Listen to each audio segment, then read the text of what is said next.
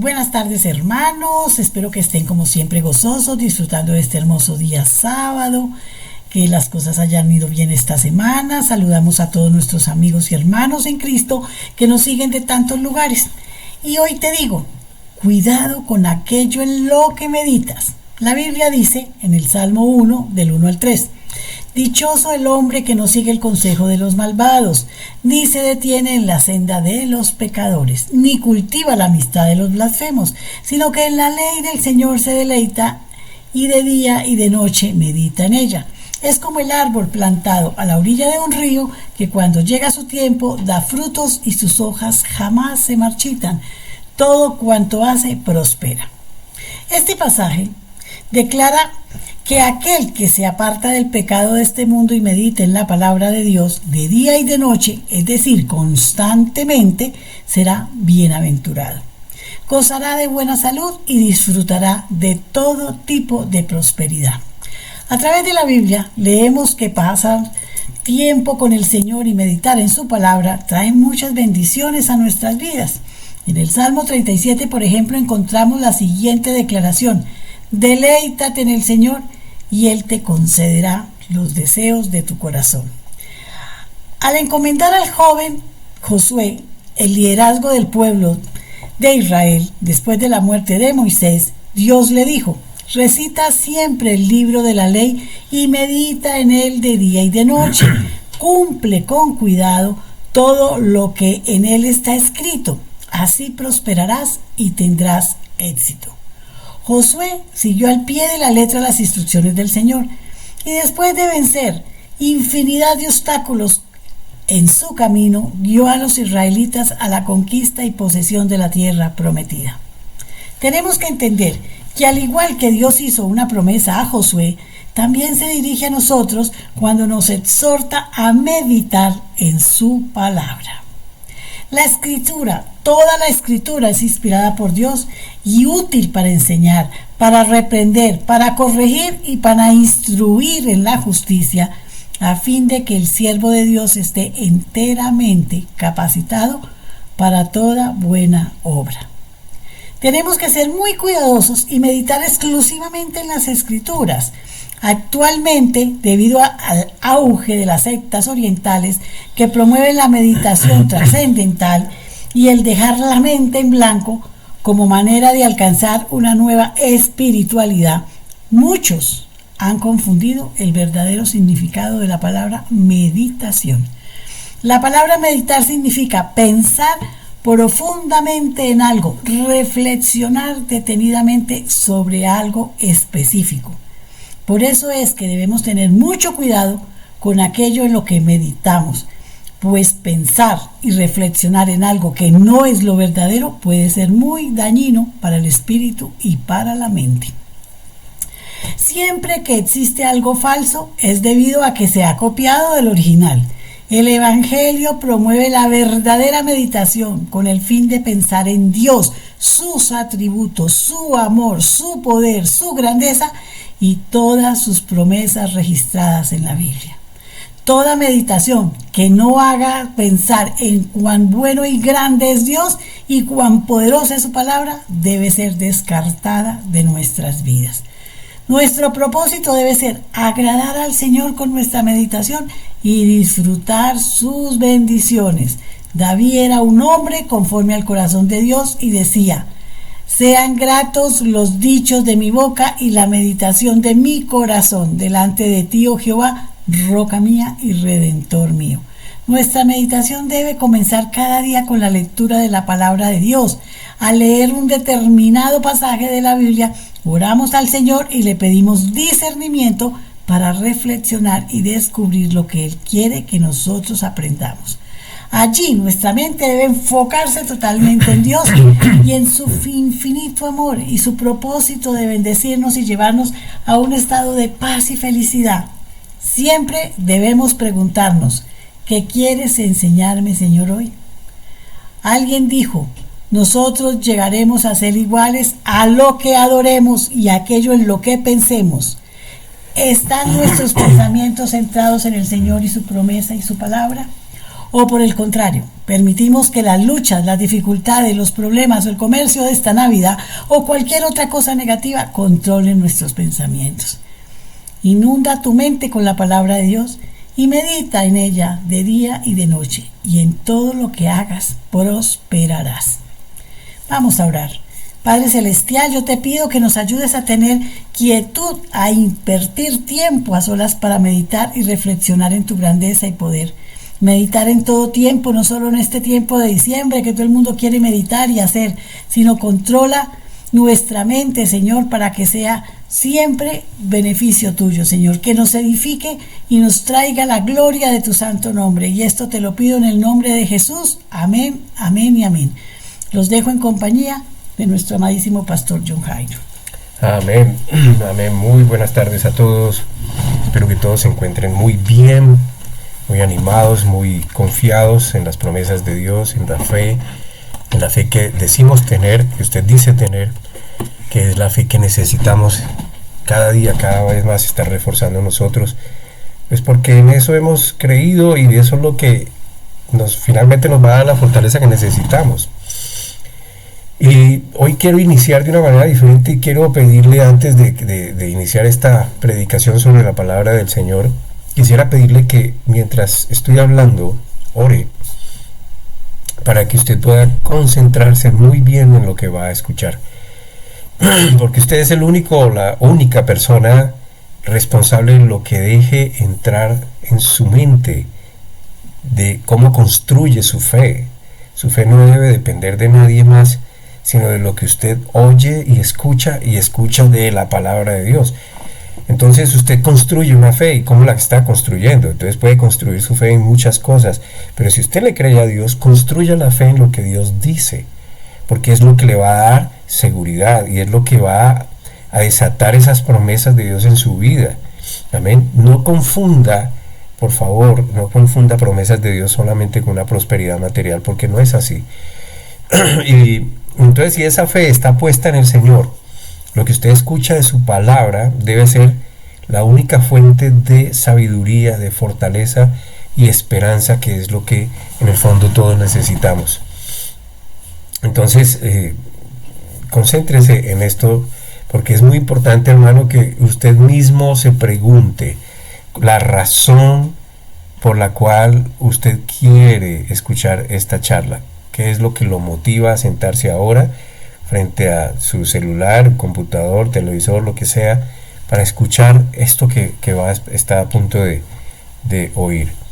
¿Qué quiere obtener de esto, de lo que va a escuchar? No de mí, por favor, no de mí, yo no soy Dios, yo solo tengo un don, se llama el don de pastor. Mi misión es traer alimento a las personas, a las ovejas, y eso es lo que quiero hacer con la máxima fidelidad posible. Pero usted debe esperar es de Dios, nadie más, de nadie más, amén. Y conforme a su fe, como dijo el Señor, le será hecho, le será dado. Entonces, si usted le cree a Dios, pues esa es la fe que usted está construyendo, y usted va a desatar sobre su vida muchas bendiciones, que es lo que hoy vamos a tratar de aprender. ¿Cuál es esa expectativa respecto a lo que usted cree es Dios para usted? Piense en eso. ¿Quién es Dios? ¿Qué es Dios para usted? Amén. ¿Es su máxima? ¿Es su autoridad? ¿Es su guía? ¿Es realmente todo lo que usted dice que es? Y al grado de que usted puede depender de eso. Y yo hago esta invitación respetuosa porque me doy cuenta que muchos creyentes no tienen en la palabra de Dios su sustento de vida, aun cuando lo consideran importante, valiosa, impresionante, creíble, pero sus acciones no demuestran esas afirmaciones. Entonces, en un momento indicado corren a lo primero que se les ocurre, que les llega a la mente, pero no se apegan a lo que conocen de la palabra de Dios, porque eso es conocer a Dios. Entonces, la palabra de Dios, como lo he dicho en repetidas ocasiones, tiene la gran finalidad de revelar el deseo de Dios para nosotros, para cada uno de nosotros, en cuanto a esta vida que estamos viviendo y lo que nos espera cuando dejemos esta vida, porque aquí no termina todo. Entonces, todo dentro de su propio plan elaborado y desarrollado en la persona de Jesús, que es Dios hecho hombre.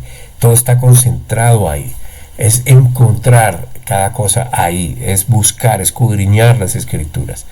Así que le pido por favor que no tome esto como una tradición religiosa más, donde el todo es colocar aquí, ponerme enfrente, escuchar, o ponerlo allí a que suene y que se oiga mientras usted hace cualquier otra cosa. Si usted destinó este momento, concéntrese, es un momento, es una hora máximo, no creo que se vaya más.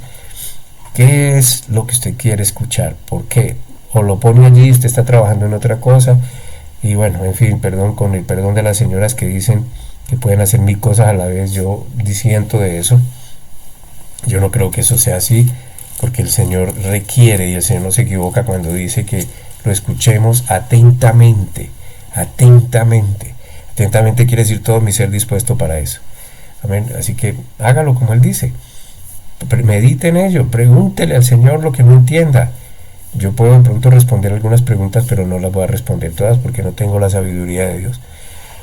Entonces, si usted realmente cree que lo que escucha Dios es el fundamento de su fe, porque su fe es lo que mueve sus pensamientos, su fe es lo que mueve su voluntad, su fe es lo que mueve sus emociones, su fe es lo que mueve su intelecto, entonces dele el lugar y el crédito que le corresponde a la palabra de Dios. No lo tome a la ligera, hermano. Porque como dice la Escritura, hablando de estos tiempos, ya hay miles de engañadores, de suplantadores, que se reflejan de 1000 maneras, que están llevando a las personas por caminos que los distancian de Dios. Como decía Cielo en su meditación, aparecen una cantidad de cosas y de culturas y de doctrinas y de filosofías, de las cuales la Biblia ya nos advirtió con tiempo. Tiene la finalidad de enfocar al hombre en lo que él puede lograr y cada vez más lejos de Dios, no en lo que Dios hizo por nosotros. Y por causa de esa ignorancia, pues muchos están yendo por esos caminos. Entonces, con esta leve introducción, hermano, yo paso a decirle que lo que va a escuchar hoy tiene el propósito de crear en usted tal expectativa sobre lo que Dios dice, que si se atreve a creer tal como Él enseña, su vida no debe de ser igual, no va a seguir siendo igual. Así que esté preparado, tome nota por favor de los versículos, porque voy a tratar de correr un poquito, que son escrituras largas, pero es bueno meditar en ellas y leerlas, porque esto nos va a dar un contexto, ¿amén? Nos va a organizar la idea. Entonces vamos a empezar con una lectura que hay en Mateo capítulo 19, Mateo 19 versículos 24 al 30. Lo voy a leer. Otra vez os digo que es más fácil a un camello pasar por el ojo de una aguja que a un rico entrar en el reino de Dios. Y oyéndolo los discípulos se asombraron en gran manera diciendo, entonces, ¿quién puede ser salvo? Y mirándolos Jesús les dijo, con hombres esto es imposible, pero con Dios todas las cosas son posibles. Interviniendo entonces Pedro, le dijo, he aquí, nosotros hemos dejado todo y te hemos seguido. ¿Qué tendremos? Como quien dice, ¿cuál es la recompensa? Y Jesús les dijo, de cierto os digo que en la regeneración, cuando el Hijo del Hombre se sienta en su trono de gloria, que es allí cuando todo el mundo va a estar frente a Él, y esa regeneración es recibir el cuerpo nuevo de gloria y otros irán a un destino diferente. Vosotros los que me habéis seguido también os sentaréis sobre 12 asientos para juzgar a las 12 tribus de Israel. Ahora esto específicamente es para ellos, estos apóstoles, los 12 apóstoles, amén, no es para todo el mundo. 29. Y todo aquel que dejó casas o hermanos o hermanas o padre o madre o hijos o campos por causa de mi nombre recibirá muchas veces más y heredará la vida eterna, pero muchos primeros serán postreros y postreros primeros. Entonces aquí está la esencia de la enseñanza. Porque esta enseñanza lo que nos está hablando es de una actitud. Pedro dice, ¿y qué vamos a recibir que nosotros hemos dejado todo por ti? Y el Señor les dice lo que va a pasar con ellos específicamente, pero luego nos agrega a todos los demás. Y dice, todo aquel que dejó, todo aquel quiere decir todo creyente que hizo esto por causa de mi nombre. Ahora, cuando el Señor dice dejar por causa de su nombre, no se refiere a abandonar o dejar tirado irresponsablemente. Se trata de obrar en el momento indicado para la salvación de otros. Es decir, o por ejemplo, cuando usted es guiado por Dios a predicar en una ciudad y usted va y hace el sacrificio de dejar su comodidad, dejar su familia por un tiempo y va y predica, o cuando usted le piden de su tiempo para que haga algo para el Señor y el Señor siempre es en favor de los demás. Cosas como esas, que significa y puede ser llamado como lo que nosotros ahora decimos sacrificio. Hice este sacrificio por el Señor. Pues bueno, si eso es un sacrificio, pues bueno, está bien, no importa, pero es todo aquello que yo hago para el Señor que me implica dejar algo de mi interés, de lo que yo quiero hacer para dedicárselo al Señor, para dedicarlo para el Señor, y dedicarlo para el Señor, como dije, es en favor de otros. Entonces le pido que note el último versículo que leí anteriormente. Está ahí, es en el versículo 30 de Mateo 19. Pero muchos primeros serán postreros y postreros serán primeros. Porque enseguida de esto, en el capítulo 20, el Señor comienza a enseñar a través de una parábola donde dice exactamente cómo es que serán esta multiplicidad de bendiciones que obtendremos y en qué orden. Él dice que los postreros son primeros y los primeros son postreros. ¿Sí? Primeros son postreros y los postreros son primeros. Ahora, la palabra del Señor enseña a sus discípulos y a todos los que escuchaban que lo más importante para Él era esa postura y el motivo que tenemos al hacer lo que hacemos para el Señor. Y entra en la palabra para darle exactitud a corregir lo que de pronto podamos estar entendiendo mal. No es entonces el qué hacemos, sino el por qué hacemos lo que decimos hacer para el Señor. ¿Qué hacemos o el por qué hacemos? En otras palabras, cuando hacemos algo para el Señor, no lo hacemos para lograr la victoria, amén, por ejemplo, sino que obramos sabiendo que ya tenemos la victoria.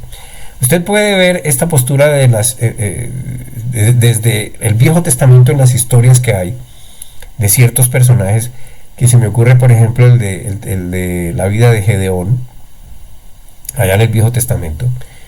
Entonces, este hombre que Gedeón le pidió, era un guerrero y le pidió al Señor varias señales de su fidelidad, es decir, si eres tú, entonces haz esto y mueve que la sombra y moja el pañito y esta cuestión. Entonces él le pidió esta serie de señales y al final se dio cuenta que Dios lo envió a la batalla, de lo cual él solamente fue testigo y no protagonista.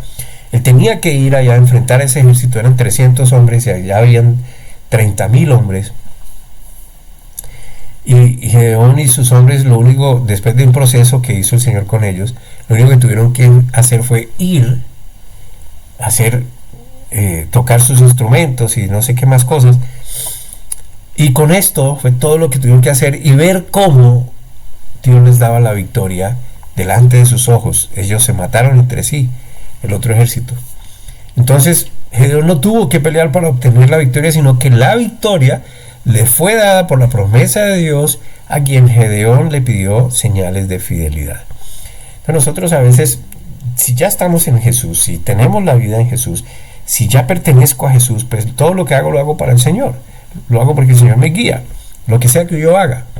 Esto debe crear una conciencia diferente a la que tengo. Esto nos debería dar a nosotros una forma de ver la vida diferente. ¿Por qué hago lo que hago? Amén. ¿Para qué hago lo que hago? ¿Qué es lo que hago? Entonces Gedeón pues no tuvo que, el miedo lo embargó y le pidió señales al Señor y cada vez estaba más sorprendido, pero finalmente fue y lo que hizo fue ver lo que Dios estaba haciendo por ellos. Ahora, todos conocemos un versículo que dice en Romanos capítulo 8, versículo 37. Romanos 8:37 dice: al contrario, en todas estas cosas somos más que vencedores por medio de aquel que nos amó. Subraye, somos más que vencedores. Colóquelo a título personal. Soy más que vencedor por medio de aquel que me amó. ¿Pero en qué cosas? Porque dice, al contrario, en todas estas cosas soy más que vencedor. Entonces, ¿cuáles son esas cosas? Entonces, una posición es recitar este versículo con vehemencia: soy más que vencedor en Cristo Jesús. Y otra cosa es ver la victoria de ser vencedor en Cristo Jesús. Y esto es realmente ser vencedor. Si usted recuerda el contexto de esta escritura, está hablando de tribulación, angustia, persecución, hambruna, desnudez, peligro, espada. Son cosas, situaciones, son emociones, son situaciones que se presentan a diario en nuestra vida. Y él dice, en todas estas cosas, en la tribulación soy vencedor, en la angustia soy vencedor, en persecución soy vencedor, en hambre soy vencedor, en desnudez soy vencedor, en peligro soy vencedor, en espada soy vencedor. Si usted lo dice es porque lo está viviendo. Pero por ejemplo, piense, ¿cuál es su actitud? Viene la tribulación. ¿Usted es vencedor o la tribulación lo tiene agobiado? Amén. En la escasez, ¿usted es vencedor o hay escasez y usted está atribulado? Usted está angustiado. Amén. Si yo digo soy vencedor es porque esto no me toca a mí. Es porque estoy sobre eso. Porque en Cristo Él venció esto y yo estoy en Cristo, soy vencedor. Entonces esto no me toca a mí. Todas estas cosas tienen algo que las causa. Pero en Cristo no hay tal causa porque Él las venció por nosotros. Por eso lo recitamos. Significa que si creemos en lo que la palabra de Dios nos dice, obtendremos la solución confiados en su providencia. Entonces, ¿mi actitud cuál es? Amén. ¿Soy vencedor o soy vencedor de palabra y derrotado en acción?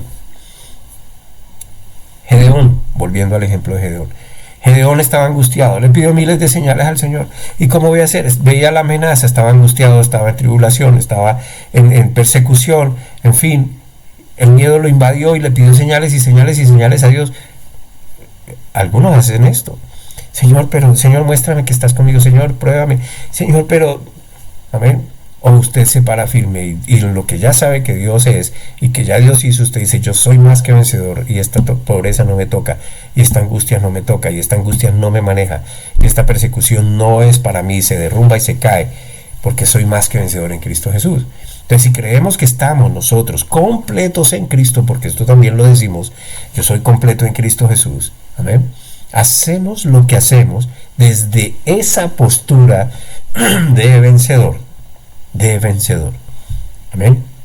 Si usted es vencedor, no parta de una postura, de una posición de incertidumbre, de derrota, de miedo, sino en la convicción de la afirmación de Dios sobre su vida, que le dice, no temas, yo estoy contigo, que le dice, no temas, yo soy su proveedor, yo soy tu proveedor. No temas, nada te faltará, no temas, nada podrá tocarte, aunque caigan 10 y 1000 a la derecha, a ti no te pasará nada. Yo parto de esa postura que Dios ya colocó para mí. Él es el vencedor por mí y yo estoy en Él que es vencedor. Entonces usted actúa como aquel que sabe que Dios le dio la victoria aun cuando todavía usted no la vea. Entonces miremos la parábola que viene justo después de la pregunta que le hacen sus discípulos, allá en el versículo 27. Recuerde, capítulo 29, 27 de Mateo. Interviniendo entonces Pedro le dijo, he aquí nosotros hemos dejado todo y te hemos seguido, ¿qué tendremos? Y entonces el Señor después de todo esto contesta y dice la parábola. Mateo 20 y vamos a leer del versículo 1 al 16. Dice, Mateo 20, 1 al 16. Y ponga atención, hermano, que esto es aquí cuando la gente se pierde de las cosas porque no están atendiendo y están haciendo otras cosas. Ponga atención, concéntrese y medite y obre. Porque el reino de los cielos es semejante a un hombre dueño de casa que salió temprano de mañana a contratar obreros para su viña. Y puesto de acuerdo con los obreros, en un denario al día los envió a su viña.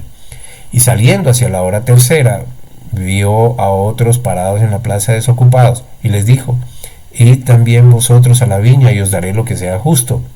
Y ellos fueron. Salió otra vez cerca de la hora sexta, y en la novena hizo lo mismo. Y saliendo hacia la 11ª, halló a otros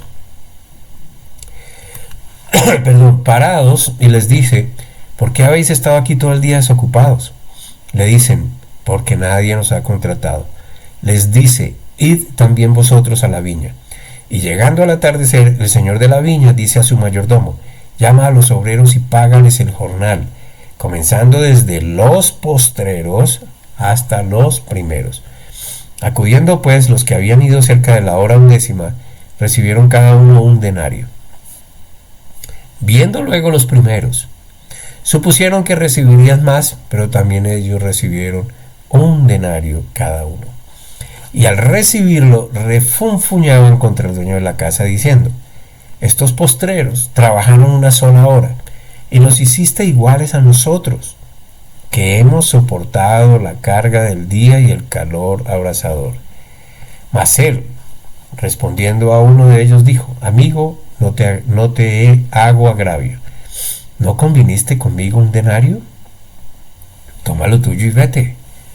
Pero también quiero darle a este postrero lo mismo que a ti. ¿No me es lícito hacer lo que quiero con lo mío? ¿O tienes envidia porque yo soy bueno? Así los postreros serán primeros, y los primeros serán postreros. El dueño de la tierra es el Señor Jesús. La viña es el reino de los cielos. Se hace un acuerdo entre el dueño de la viña y las personas que van a trabajar. El acuerdo es de un denario, que en este tiempo podría equivaler al salario de un día.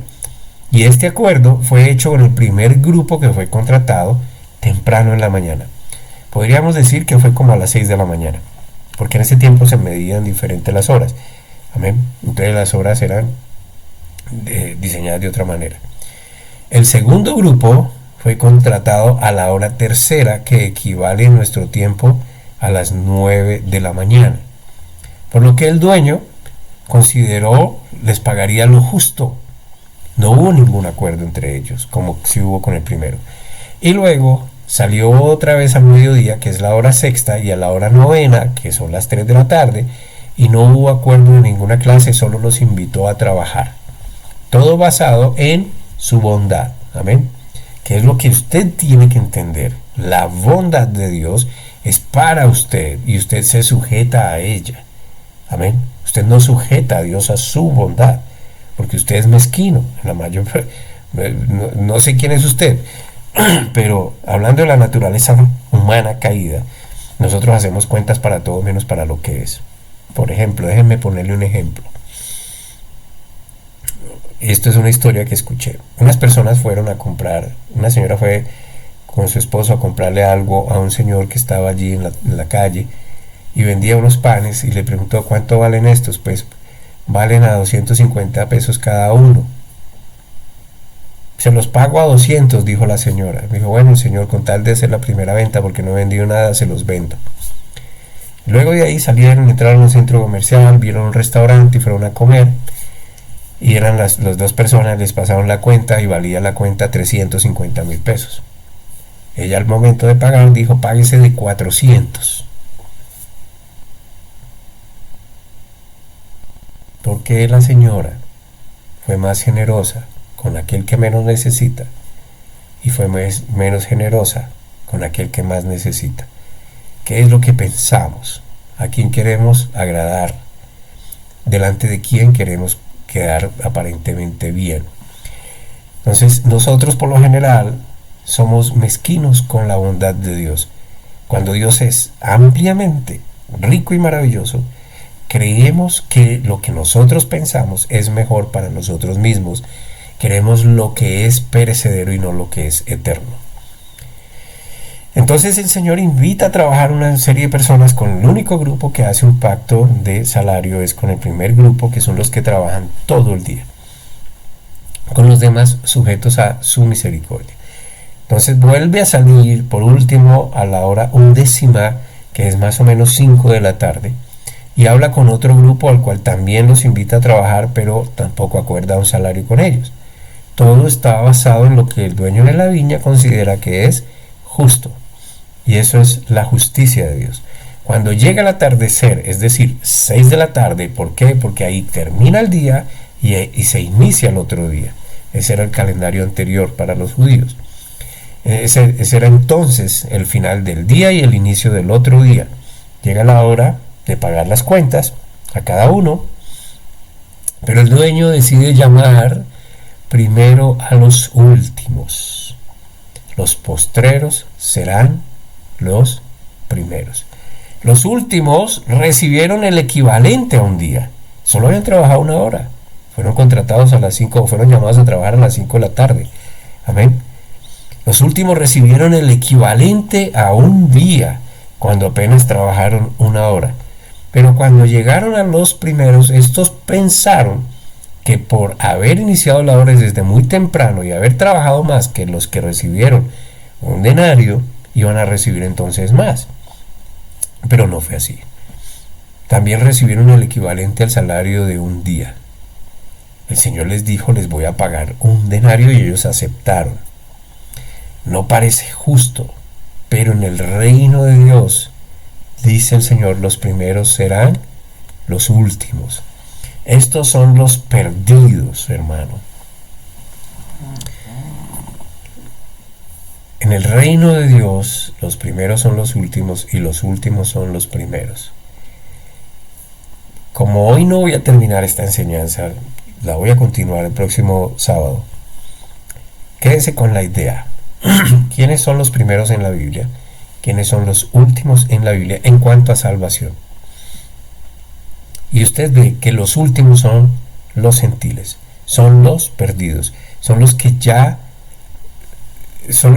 todavía no han sido escogidos, con diferencia a los primeros escogidos, que ya fueron con esa anterioridad hechos el pueblo de Dios.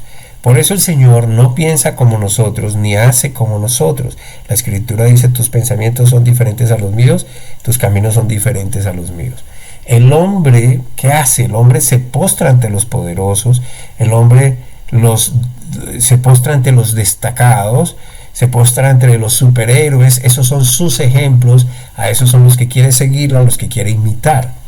Pero Dios enseña que en su reino es más importante el más débil, el más frágil, el más pecador, y por eso dice que Él se glorifica en nuestras debilidades. ¿Sí? El que es autosuficiente no necesita de Dios. El que es pecador necesita del perdón de Dios. Amén. Su poder se manifiesta con más gloria en aquellos en los cuales sus capacidades no son su poder. Así que su fuerza la fuerza de Dios nos hace poderosos, porque no depende de nosotros, que no somos capaces, sino de Él, que lo puede todo. Amén. Yo espero estar haciéndome entender acá, porque es importante entender este concepto. No se trata de ser más pecador para que su gloria se manifieste más. Se trata de que el más necesitado es el que más sabe que está perdido. Amén. El que más sabe que necesita salir de esa situación de pecado.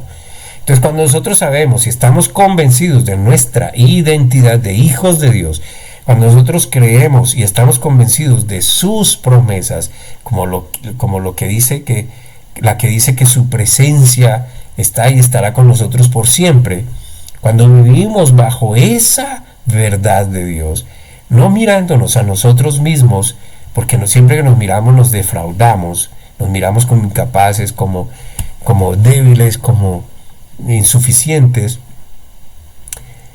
Y cuando nos miramos de esa manera, pues estamos derrotados, estamos caídos. Pero cuando nos miramos desde la perspectiva de Dios, desde donde Dios nos dice que somos sus hijos, mirando al Cristo que vive en nosotros, el que pudo todas las cosas, el que nos hace vencedores, desde ahí podemos partir a vivir cada día.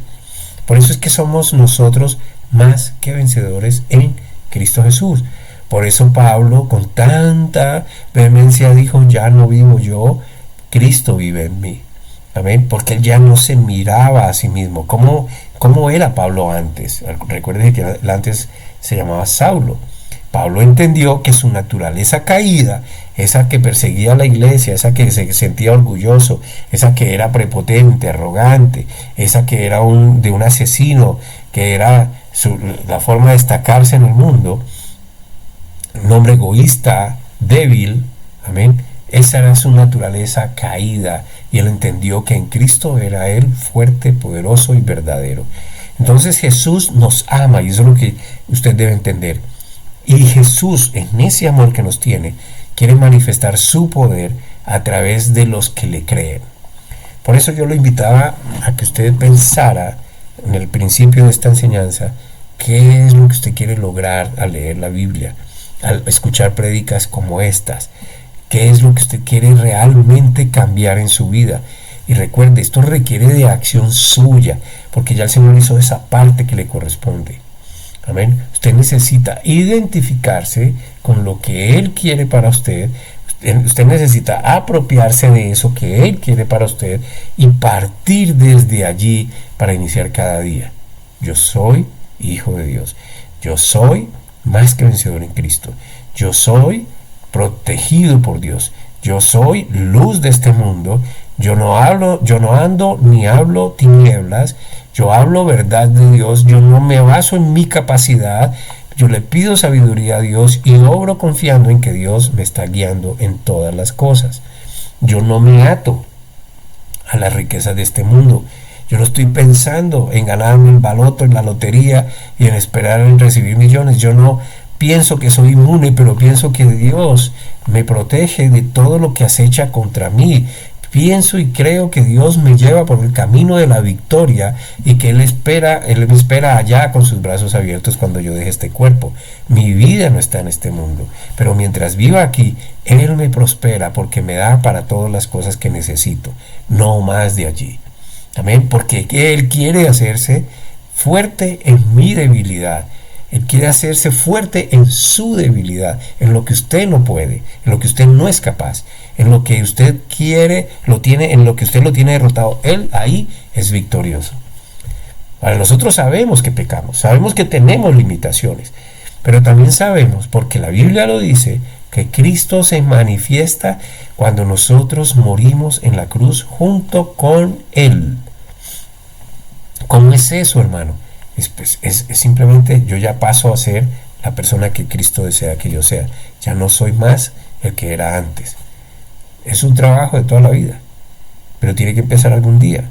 Cuando dejamos nuestra persona caída atrás, ¿dónde pertenece esa persona que se lamenta, que se queja, que es iracunda, que es celosa, que es engañosa, que es corrupta, que es vanidosa, que es prepotente, que es etcétera? Cuando yo empiezo a dejar eso atrás y vivo la nueva vida que me enseña Dios a través de su palabra, en esa expectativa de Dios, entonces el Señor se hace más fuerte en mí.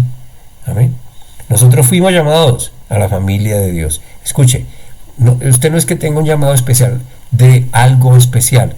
Usted fue llamado a pertenecer a la familia de Dios y como miembro de la familia de Dios, Él le da una capacidad, un don para que usted lo desarrolle. Ese don está al servicio de los demás, no es para que a usted le sirvan. Amén. Usted está llamado a la familia de Dios para ser cabeza y no cola.